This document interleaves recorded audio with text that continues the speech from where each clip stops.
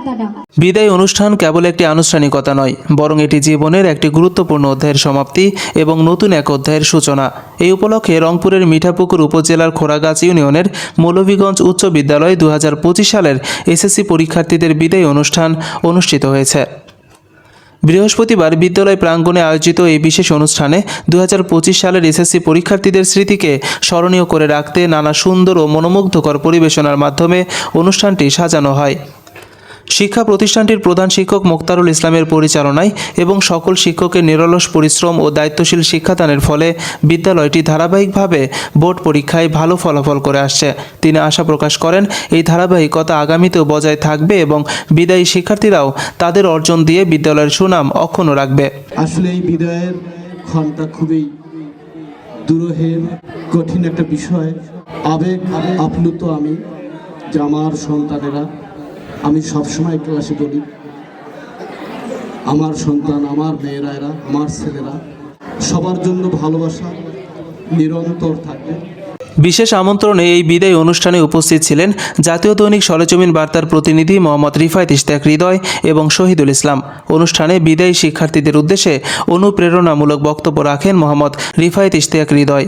শিক্ষা প্রতিষ্ঠানের যে তোমাদের শিক্ষক শিক্ষার্থীদের মধ্যে যে বন্ডিং, যে সম্পর্ক, সেই বিষয়টি আমার হৃদয় স্পর্শ করেছে। কেন করেছে? আজকে আমি তোমাদের ইমোশন, তোমাদের ভালোবাসা, সেই ভালোবাসার সম্পর্ক, সেই শিক্ষা গ্রহণ, শিক্ষা গুরুদের সাথে তোমাদের সেই শ্রদ্ধাভাজন সম্পর্ক, এমনকি শিক্ষকদের সহানুভূতি এবং তোমাদের প্রতি যে যত্ন ভালোবাসা রয়েছে, সেগুলো দৃশ্যমান এবং ফুটে উঠেছে আমাদের চোখের সামনে। আসলে হ্যান্ডস আপ প্রথমে শিক্ষকদেরকে আমি আমার পক্ষ থেকে অনেক শ্রদ্ধাবোধ জানাতে চাই, কেননা আপনারা অনেক সুন্দরভাবে আপনাদের দক্ষতা এবং আপনারা যে একজন শিক্ষিতভাবে একটা সমাজ তৈরি করার কারিগর, সেই বিষয়টি কিন্তু এখানে আজকে ফুটিয়ে তুলেছে। তারই প্রতিচ্ছবি আপনাদের শিক্ষার্থীদের মাঝে আজকে আমি লক্ষ্য করতে পেরেছি। এই কারণে আমার পক্ষ থেকে আপনাদেরকে অসংখ্য ধন্যবাদ জানাই, কেননা আসলে আপনারা অত্যন্ত যত্ন এবং ভালোবাসা দিয়ে এদেরকে তৈরি করেছেন বিদায় আজকে এই বিদায় মুহূর্তে তাদের চোখ দিয়ে পানি চলে আসছে।